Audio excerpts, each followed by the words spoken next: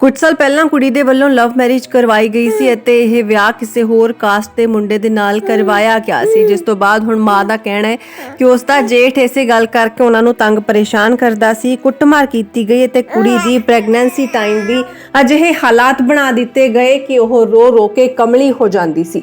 ਅੱਜ ਉਸ ਦੀ 10 ਮਹੀਨੇ ਦੀ ਧੀ ਘਰ ਦੇ ਵਿੱਚ ਹੈ, ਪਰ ਉਸ ਦੇ ਕੋਲ ਹੁਣ ਮਾਂ ਨਹੀਂ ਹੈ। ਦਰਦਨਾਕ ਤਰੀਕੇ ਦੇ ਨਾਲ ਇਸ ਕੁੜੀ ਦੀ ਜਾਨ ਲਈ ਗਈ ਹੈ। ਘਰੇਲੂ ਕਲੇਸ਼ ਤੇ ਚਲਦਿਆਂ ਇਸ ਦੀ ਜਾਨ ਜਾਣ ਤੋਂ ਬਾਅਦ ਪਰਿਵਾਰ ਡੂੰਘੇ ਸਦਮੇ ਅਤੇ ਦੁੱਖ ਦੇ ਵਿੱਚ ਹੈ। ਦੱਸਦੇ ਕਿ ਇਹ ਖਬਰ ਪਟਿਆਲਾ ਦੇ ਰਣਜੀਤ ਨਗਰ ਤੋਂ ਸਾਹਮਣੇ ਆ ਰਹੀ ਹੈ, ਜਿੱਥੇ ਕਰੀਬ 2 ਸਾਲ ਪਹਿਲਾਂ ਇਹ ਵਿਆਹੀ ਹੋਈ ਕੁੜੀ ਆਪਣੇ ਸਹੁਰੇ ਪਰਿਵਾਰ ਦੇ ਵਿੱਚ ਹੀ ਸੀ, ਪਰ ਫਿਰ ਵੀ ਉਹਨਾਂ ਤੇ ਅਤੇ ਉਸ ਦੇ ਪਰਿਵਾਰ ਦੇ ਉੱਪਰ ਖਾਮਖਾਹੀ ਪਰਚਾ ਦਰਜ ਕਰਵਾਉਣ ਦੇ ਇਲਜ਼ਾਮ ਲੱਗੇ ਨੇ ਅਤੇ ਇਹ ਕਿਸੇ ਰਿਸ਼ਤੇਦਾਰ ਦੇ ਵੱਲੋਂ ਹੀ ਕਰਵਾਇਆ ਗਿਆ। ਜਦੋਂ ਸਵਾਲ ਪੁੱਛਿਆ ਗਿਆ ਕਿ ਤੁਸੀਂ ਇਸ ਤੇ ਕਾਰਵਾਈ ਕਿਉਂ ਨਹੀਂ ਕੀਤੀ, ਤਾਂ ਘਰਦਿਆਂ ਦਾ ਜਵਾਬ ਸੀ ਕਿ ਸਾਨੂੰ ਇਹਨਾਂ ਦੇ ਬਾਰੇ ਕੋਈ ਜਾਣਕਾਰੀ ਹੀ ਨਹੀਂ ਸੀ, ਜਿਸ ਦੇ ਚਲਦੇ ਹੋਏ ਅੱਜ ਉਹ ਦੁੱਖ ਭੋਗ ਰਹੇ ਨੇ, ਜਿਸ ਦਾ ਅੰਜਾਮ ਹੁਣ ਕੁੜੀ ਦੀ ਜਾਨ ਲੈ ਕੇ ਮੁੱਕਿਆ। ਪਰਿਵਾਰਕ ਮੈਂਬਰਾਂ ਦਾ ਕਹਿਣਾ ਹੈ ਕਿ ਉਸ ਦੇ ਖਿਲਾਫ ਸਖਤ ਕਾਰਵਾਈ ਹੋਣੀ ਚਾਹੀਦੀ ਹੈ ਅਤੇ ਉਹ ਇਸ ਪੂਰੀ ਘਟਨਾ ਤੋਂ ਬਾਅਦ ਇਨਸਾਫ ਦੀ ਮੰਗ ਕਰਦੇ ਨੇ। कुमार जी। संजीव जी कहाँ रहते हो? उधम सिंह नगर ते- रंजीत नगर। ये लड़की क्या लगती है आपकी? मेरी बेटी है जी। मामला जी पहले केस चल रहा है जी पिछला पाइया जगाड़ में टेंशन ली हुई है। कुटमार भी होगी थी? कुटमार भी हुई है, बेटी दी हुई है जी। और कुटमार भी ਇਹਦਾ ਹੋਇਆ ਜੀ ਕਾਤੀ ਆਸ ਵਿੱਚ ਹੀ ਹੋਈ। किस गल ਨੂੰ कुटमार होगी? ਉਹ ਸਾਡਾ ਕੇਸ ਚੱਲ ਰਿਹਾ ਜੀ, ਕੇਸ ਕਰਕੇ ਇਹਦਾ ਨਾਮ ਆਇਆ ਵਿੱਚ ਪਵਾਇਆ, ਨਾਮ ਪਵਾਇਆ। कुड़ी की उम्र कितनी है ते नाम की? 23 ਸਾਲ ਦੀ ਉਮਰ ਹੈ। ਤਮन्ना ਮੌਦਗਿਲ ਹੈ ਜੀ ਨਾਮ ਕੁੜੀ ਦਾ। तो बच्चे कितने हैं? ਇੱਕ ਲੜਕੀ ਹੈ ਜੀ। कितने साल की है? ਉਹ 10 ਮਹੀਨੇ ਦੀ। ਤੇ ਤੁਹਾਨੂੰ ਕਿੰਨੇ ਵਜੇ ਪਤਾ ਲੱਗਾ? ਸਵੇਰੇ ਇਹ ਫੋਨ ਆਇਆ ਜੀ, ਤਾਂ ਪਤਾ ਲੱਗਿਆ। ਕਿਹਨਾਂ ਦਾ ਫੋਨ ਆਇਆ ਸੀ? ਇਹਦੇ ਦੇਵਰ ਦਾ ਫੋਨ, ਜੇੜ ਦਾ ਫੋਨ ਆਇਆ। ਕੀ ਕਹਿੰਦੇ ਸੀ ਉਹਨੇ? ਉਹ ਕਹਿੰਦੇ ਆ ਕੇ ਦੇਖੋ ਜੀ, ਬਸ ਉਹਨਾਂ ਨੂੰ ਨਹੀਂ ਪਤਾ ਨਹੀਂ ਸੀ ਜਦ ਗੇੜ ਖੁੱਲ੍ਹਾ।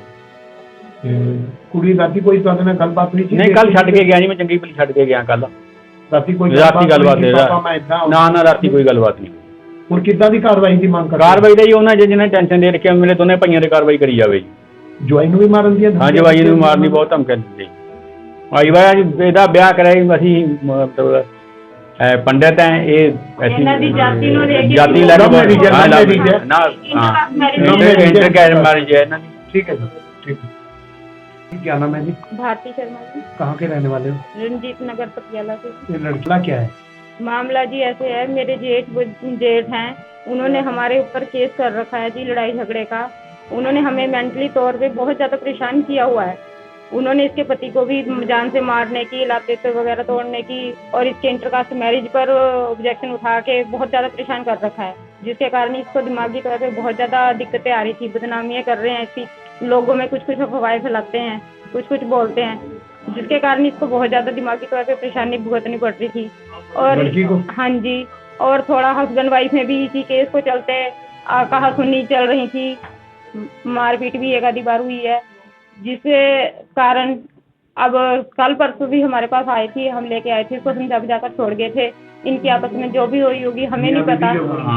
हमें नहीं पता इस असलियत क्या है क्या नहीं है भाई। मेन तो इसका सबसे ज्यादा यही है कि ये दिमागी तौर पे बहुत ज्यादा परेशान थी। उम्र कितनी है? नाम क्या है? इसकी उम्र जी 23 साल होगी और इसकी 10 महीने की बेटी है। शादी को कितने साल हो गए? 2-2.5 साल हो गए जी शादी को इसकी, जब से। हाँ जी, मतलब प्रेगनेंसी में भी तमन्ना मौदगिल जी, तमन्ना बनी सिद्धू। और जब से प्रेगनेंसी में भी उन्होंने बहुत ज्यादा परेशान किया था। इसका मोबाइल तोड़ के उन्होंने रख लिया था। मैं अकेली थी, जेठ ने मेरे ने। अच्छा। हाँ जी, मेरे हस्बैंड थे नहीं घर पे, पीछे से उन्होंने इसको बाथरूम में बंद किया, मेरे को कमरे में बंद किया, गाली गलौज की, इसके हस्बैंड को मारने की धमकियां भी दी। मतलब उन्होंने शुरू से हमें बहुत ज्यादा स्टेप उठा लिया। हाँ जी, क्योंकि वो हमने इस केस के चलते उनको यहाँ तक कहा था कि मेरी सास ने भी ये कहा कि मैं पैरों के हाथ भी लगा दूंगी, अब लोग समझौता कर लो भी, हमारा जवाई के बीच में इन्वॉल्वमेंट आ रही है, नाम दे रखा है, जिससे वो मान नहीं रहे थे। कितने लोगों के खिलाफ पर्चा दर्ज हुआ है? उन्होंने तो जी 5-7 का पा रखा है परिवार के ऊपर। और हाँ जी, उन्होंने ये नहीं सोचा कि हमारे छोटे बच्चे, इसकी भी छोटी बेटी है, मेरा भी छोटा बेटा है, 13 साल का है, पेपर चल रहे हैं, और हमें 1.5-2 साल हो गया, हम दर भटक रहे हैं, हमें सुख की सांस नहीं लेने। और कभी कंप्लेंट नहीं डाली आपने? दरखास्त नहीं डाली कि ऐसा? ये हमें इन चीज़ों की नॉलेज ही नहीं थी। और जब हमारे मतलब उन्होंने ज़्यादा परेशान किया, एक दिन इन्होंने गुस्से में आके, उन्होंने रात को आके पहले हमारे घर पे हंगामा किया, जिसके चलते इनको दिमाग, क्योंकि ये काम से आए थे, मेरे को और मेरी माता को गाली गलौज करके गए, सास को। अभी कैसे की कार्रवाई की मांग करते हो आप? हम तो ये इंसाफ की गुहार करते हैं ताकि मेरी लड़की को इंसाफ मिले। ठीक है।